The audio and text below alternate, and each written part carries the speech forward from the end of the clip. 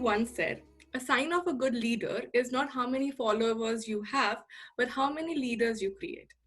Hello, everyone, and welcome to Nerdy Optometrist. This is your host, Ukti Vora. Our guest for today is a leader, which is a well-known individual in the eye care industry. And not just eye care industry, he has done a lot of work in various other domains. In this conversation, we are going to learn a lot more about his journey in eye care and the other areas of expertise that he has to offer. Our guest for today is Mr. Vinod Daniel. He's currently the managing trustee of the India Vision Institute, IVI, as we all know, a collaboration between LV Prasad Eye Institute and the Brian Holden Vision Institute to assist with uncorrected refractive error in about 100 million people in India, as well as assist in developing a vision industry for India. His work is definitely a journey which is an inspiration for all of us. And it's a pleasure to have him for this podcast episode. Thank you so much, Mr. Daniel, for being my guest. Thank you so much, Uti. It's a pleasure to be here, and thanks for taking the time to talk to me. It's an honor, sir. I actually am going to dive directly into my questions because I have a huge list, which I have to cover within the short time I have you. So to begin with, my favorite question is a little bit about your background. I know when I did a little bit of research and digging into it, it's nowhere in eye care or optometry, but you are the leader who is actually, focusing in this segment. So let me know, how did your journey begin, and tell me a little bit about your background, sir. Sure.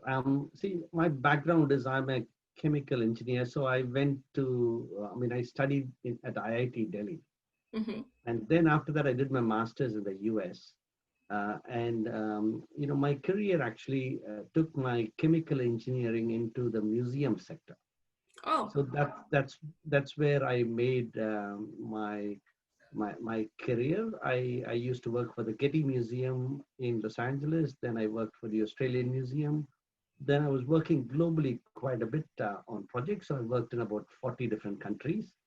And I sit in a number of different boards, including the chairing the current Australian Heritage Network called AusHeritage. So that's very much, which was my background. Then the Australian Foreign Affairs Minister at that time appointed me to one of the boards in Foreign Affairs in Australia. Mm-hmm. And during that time, I got to meet Professor Brian Holden, who was also part of that particular board. And Brian, as most of the listeners would know, is a pioneer in the eye care sector, especially in optometry. Absolutely. And he had a big heart for India. So I used to come to India for my museum-related aspects. He used to come with regard to optometry. And we started talking. And then he was very keen to do something to assist India with regard to uncorrected refractive error. Mm-hmm. And that's very much how IVI was formed. IVI is an independent trust established. It's an initiative of LV Prasad and Brian Holden. But it operates as a totally independent legal entity within India. Our prime interest is to assist India with regard to uncorrected refractive error. In short, our mission is short. It says augment primary eye care capacity of India. That's such a wonderful. I mean, from museum to eye care and leading this institute, I definitely would want to know. You did share, how you met Professor Brian Holden, and we all know the legacy he has left and the impact he has created in Indian optometry. But how did the transition happen where you started getting more involved in IBI? Making that, apart from your current museum piece, which is already keeping you busy, I'm sure. How did you started, moving towards the IVI sector? Yeah. Look, I moved from the US to Australia, and I've been in Australia since 95. But in 2010, I made a conscious decision to leave full-time employment. Mm-hmm. And I wanted to do something on the social front in India. And this was the right time when I met Brian and when I noticed the huge enthusiasm he had, plus also the big need in India, including probably more than 100 million people needing access to a pair of spectacles, but don't having access to it. Right. What can we do to make that kind of a difference? I thought I should commit a percentage of my time to do that. I have a very good team that supports me. We have a team of close to 15 plus professional staff, including about 8 optometrists. It's great to work with a great team and a great vision. Absolutely. But it all happens when we have great leaders like yourself and Professor Brian Holden, of course. So thank you so much, sir. Talking about the refractive error, we did chat this a little bit, offline of the impact. When we are talking about, providing vision, we just feel that, hey, I'm just, providing a pair of spectacles. But what impact can it have, say, for a child or an adult? If you could share a little bit based on your experience. Yeah, sure. Look, I mean, I think in a country like India, there are millions, probably tens of millions, maybe even more than 100 million people who need access to a pair of spectacles but don't have access to it. Right. Now, what does that basically mean? For a child, 80% of what a child studies is visual. So if they don't have a pair of glasses, they probably don't study as well. And research has shown that children normally do much better at studies if they can see the board well. Right. Now, with adults, a lot of people, as they get older, they need access to a pair of spectacles. If not, their productivity goes down, their earning capacity goes down. They say both the productivity and earning capacity can go down by as much as 30%, not having a pair of spectacles. The Right. chances of them having an accident is more. There's a whole range of other social impacts. Right. India is a country. I understand. Just the productivity loss is in several billions of US dollars just because of this one. And often, the factors that contribute to this issue is one is lack of awareness that this is what they need. All they need is just a pair of glasses. The Right. second issue is access to an optometrist who can test and provide them a pair of glasses. Now, both are important factors. In the latter, India needs about 120,000 trained optometrists, but at this point, it's got less than 40,000 trained optometrists. Yeah. So it's got hardly one third. And hence, the problem is most of the trained optometrists tend to be in tier 1 and 2 cities, the main cities in India. Right. And the smaller cities and the villages get left out. So that's the magnitude of the problem. And that's what we are trying to do, is to make a small difference, in solving this. Well, And small difference, I have to differ on that word because I personally know what huge impact you're doing. And not just, providing classes, but you all are focused on various other aspects as well, which I would like to discuss in a little bit. But talking about, scaling, as you mentioned now, majority of the optometrists or practicing optometrists are, in the cities or the major areas. Now, in healthcare, when you're trying to provide uh, not just glasses, but quality eye care in remote areas, and scaling this to the level where IVI is could be very challenging. Can you tell me how was that challenge and how are you able to scale it and reach these rural parts of India? yeah. Look, I mean, I think there are several great NGOs that are doing, amazing work in India, Right. including the LV Prasada Institute, the work that Prof Charity Hospital does, CL Gupta. I mean, there are many, many, great NGOs that do extensive work. Right. In our case, what we decided to do was, again, on two fronts. So on the practical front, to screen and to provide support, we try to focus quite a bit on children, especially school children who need access to a pair of spectacles. Mhm. So our focus has been to work with the corporation and the tribal school system where underprivileged kids go. Mhm. These are the kids who probably don't on a regular basis go get their eyes checked. I mean, a significant percent, maybe as much as 90-95% of them have never had their eyes checked. So if we can work with an established school system structure and make a difference, we thought that would be great. And so that's been, our interest. We've done, several hundreds of thousands of screenings and providing glasses so far. We are also launching a major campaign where we want to touch up to 1 million kids over the next 3 years. So this has been a very, very strong focus. We also tend to work with adults and communities. And again, adults and communities, it's a small aspect in what we do because we tend to often work only on the uncorrected refractive error aspect. Mm-hmm. When it comes to adults, there are a number of other things that are important, including cataracts and other aspects. We do work with hospitals, but we don't cover the whole gamut of eye care. Hence, we've been going a bit slower on the adults. We tend to screen, provide glasses, and then refer them to the other providers who can help them with other things. So far, we've screened and provided glasses to over maybe 400,000 individuals so far. Oh, I think I have to highlight one very important thing that you mentioned here, even being IVI being an independent institution organization, how collaboration can make wonders. But even though you are focusing on, kids and providing glasses for uncorrected vision, collaborating with major NGOs and institutions that do take care of adults as well. I think that's a huge thing which is needed in the eye care industry overall. The collaboration can actually help in scaling and providing the best eye care and the healthcare for any country that we are working towards. Yeah, no, I totally agree. I mean, I think collaborating with other NGOs and hospitals is important. We never do a screening anywhere without collaborating with a major hospital Mm-hmm. as a referral partner.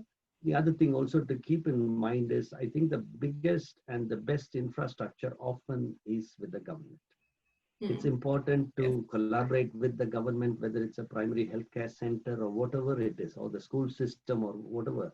They're all part of the government. So it's important to work, both with the government and the nonprofit sector Right. in making the difference.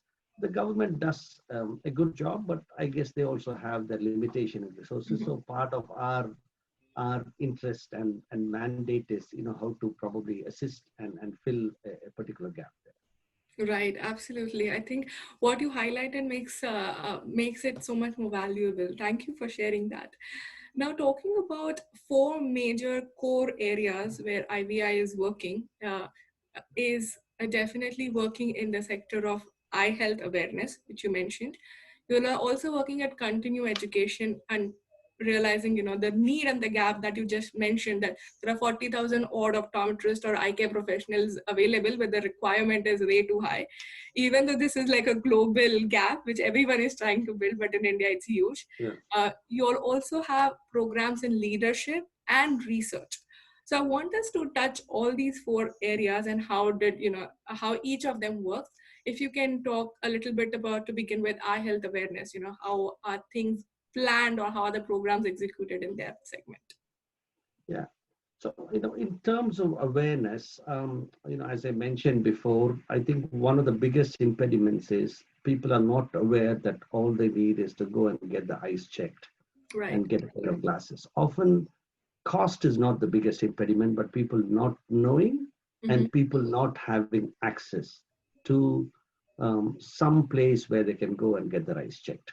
Mm-hmm. So what we've done is, in a smaller way, in many cities, we've had large awareness walks. So we have a thing called Walk in the Dark, where Yeah. we work with a blind school and we blindfold certain people. We get key dignitaries, including movie stars and other celebrities.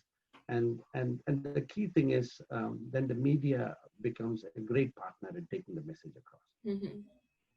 And it's important to note that it's usually often the rural, the local language media that plays a bigger part because that's your target audience. Right. So that's, yeah. So I think, in terms of awareness, that's something to keep in mind. One of the project where, we had a bigger role was a project through the Fred Hollows Foundation, working in Uttar Pradesh. It was quite a large project working with a range of partners called the campaign was called the See Now campaign. Mm-hmm. In the See Now campaign, the person whose face really drove the campaign was Amitabh Bachchan. So he did work very closely with Fred Hollows. There's a whole bunch of promotional messages that came. And that went all the way to the rural end. And the message was simple, saying, go get your eyes checked. But the additional level was to make sure there are mechanisms available for that, for them to go and get their eyes checked, whether it Right. is, a vision center or a major hospital, or even having camps, which could be the first point of contact. So we made sure, that access was possible, and also people were aware that this is something that needs to happen. So overall, I think India being such a big country, it's extremely important that we keep pushing the awareness. Absolutely. Absolutely. I feel the walk in the dark, I have been part of it when I was back in my optometry school, because we did have these walks like everywhere all across. I think it was World Sight Day or something where we had the walk uh, organized by every optometry institute just to promote and, create that awareness. So yes, definitely that did help. At least even though there's awareness, even in cities, people don't take it seriously. They're like, "Huh, I don't have any eye problems." So I feel as much as we are not able to cater the rural part, we did create a little awareness campaign even in the cities like Mumbai. Yeah.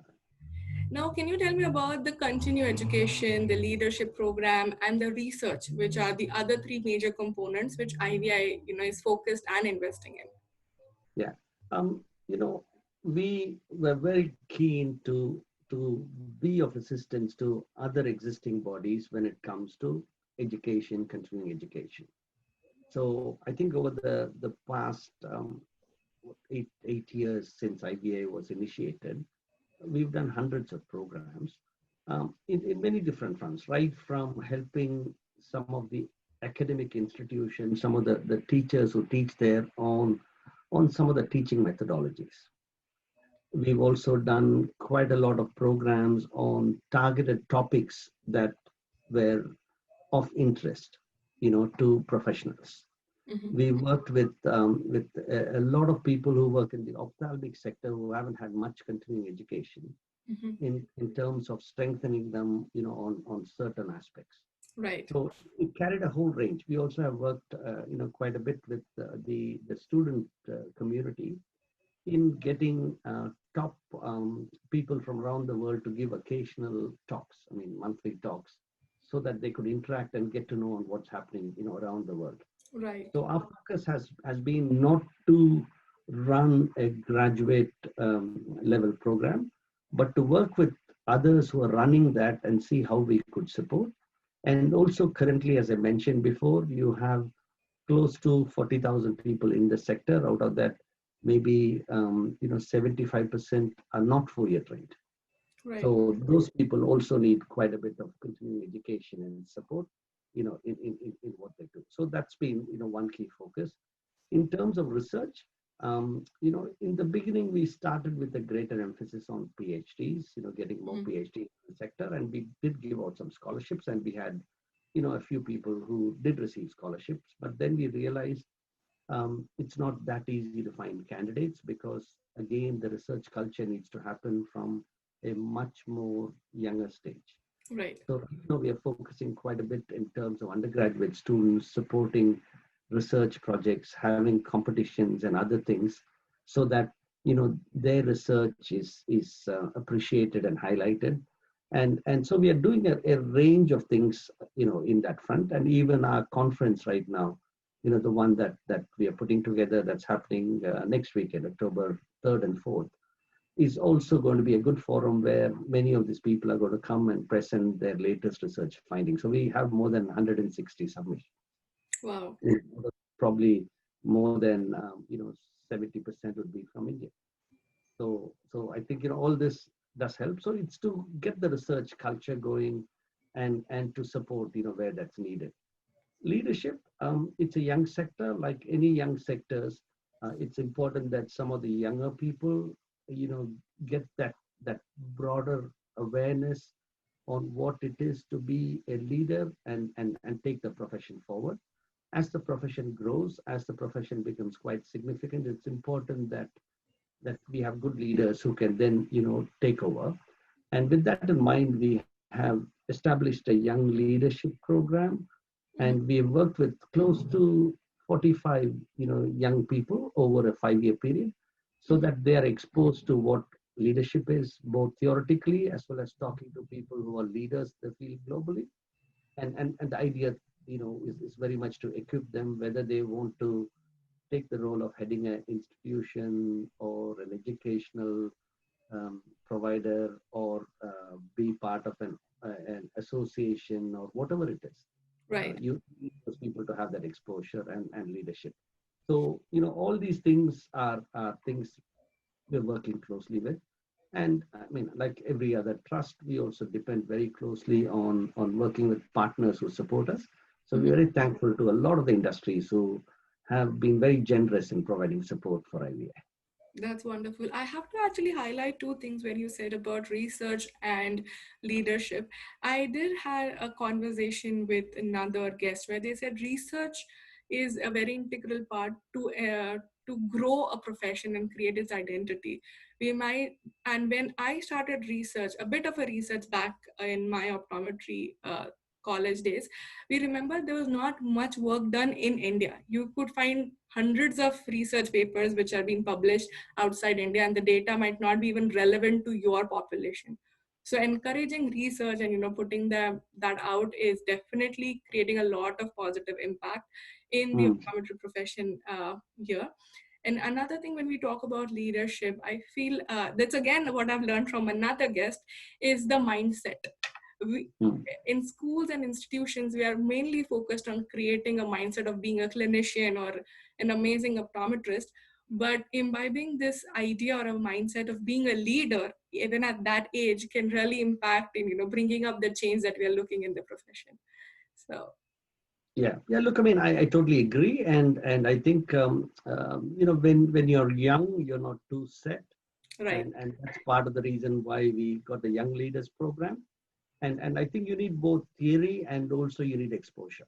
right, So, I mean, you look, I mean, I really appreciate what you're doing, because you're there, you're talking to people, and you're doing some very pioneering work. And the more you talk to people, the more your world grows. And absolutely, absolutely. yeah, and that's what we do in the Young Leaders, is we get some of the top people in the world to come do sessions, interact. We also work a little bit with journalists and others in terms of communicating, because it doesn't matter how good you are in what you do. If you can't communicate, Oh yes, you don't really succeed. Then there is also this big struggle between what is leadership, what is management. yeah. Leadership is lonely. So, people need to understand that, that it's not, always being good and doing the right thing. So once in a while, you've got to put the neck on the line. Then, how do you kind of survive in that kind of world? Right. So a range of topics. So. Absolutely, absolutely wonderful. Now, as you highlighted, during your brief information about leadership and research about the upcoming virtual conference, I think it is very important for us to focus and talk about it as a little bit about what that conference is all about, and what are we trying to cover and accomplish in that. Yeah.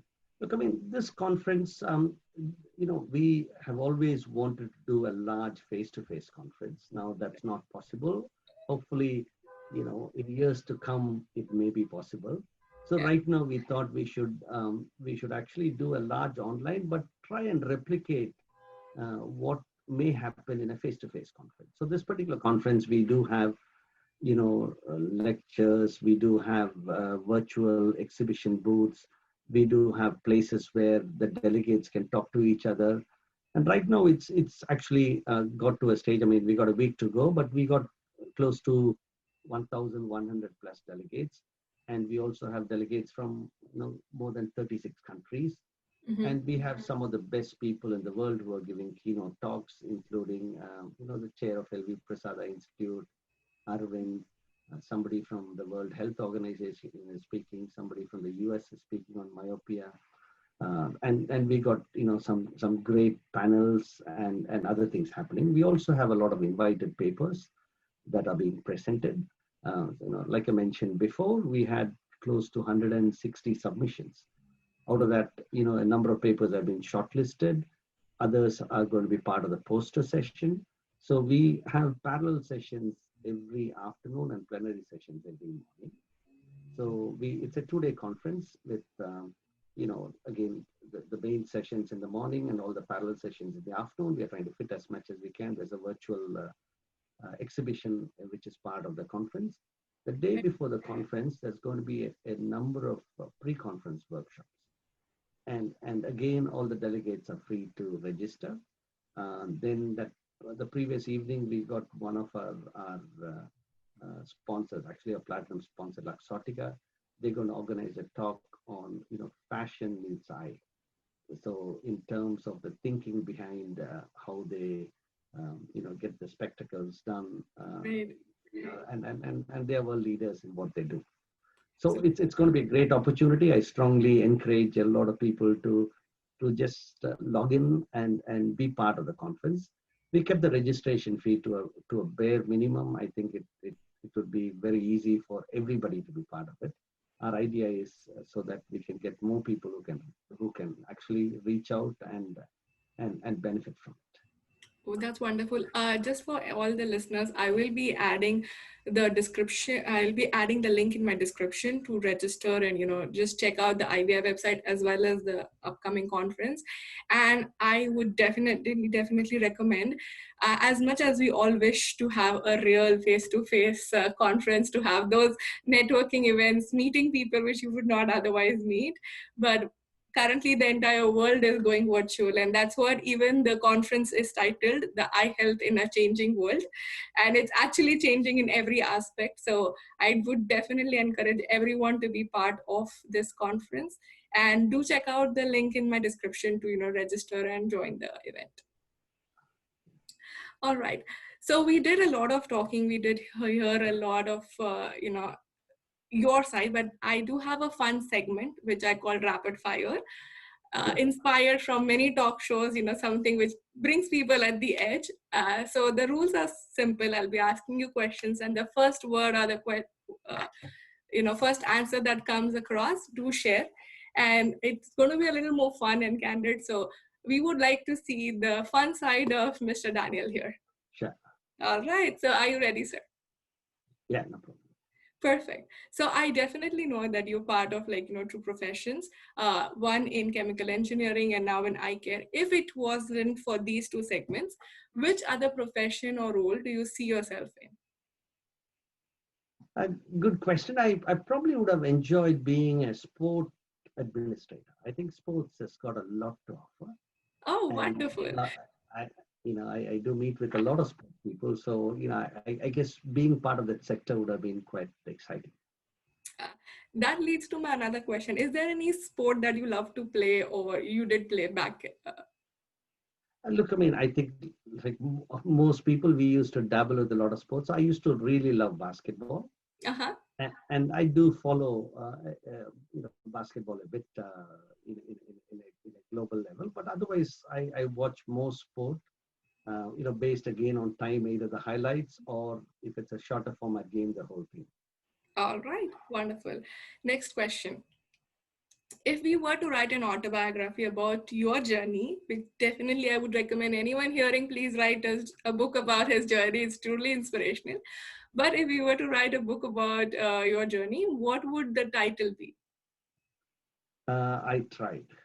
Ah, I loved it. And I would write, and you succeeded and inspired. I think many Well, optometry. look, I'm happy to try. I think all of us need to try. And whatever happens, it's beyond our control. If we don't try, then I guess we're missing out on something. Absolutely, absolutely. All right. Next question. What do you do on your time off? Whenever you do get that, what is your idea of relaxation or taking your time off? Usually every day I try to fit at least 1 hour of exercise, so Oh, including walking and doing something. mm-hmm, So that's part of my routine, and that helps me to wind down. I mm-hmm. also do enjoy an evening catch up with friends and family and others, and a nice quiet evening with the dinner and spending some time. It's good. I professionally I travel quite a lot, so I do enjoy going to new places and seeing new cultures. Wonderful. Talking about traveling, my next question, which has been your favorite destination? See, in terms of my travel, I do love living cultures, cultures that are quite vibrant. So two places that I love are, one is in Myanmar, in Burma, older Burma, Mm-hmm. a place called Bagan. I love Bagan. Mm-hmm. Then there is, in Laos, next to Cambodia, the old capital, Luang Prabang. All these are extremely rich. I mean, both are very strong Buddhist sites. Mm-hmm. And I think both are my favorite destinations. Wonderful. Talking about food, I'm sure it's everyone's favorite topic. Which is your favorite cuisine, or a specific dish that you love to enjoy?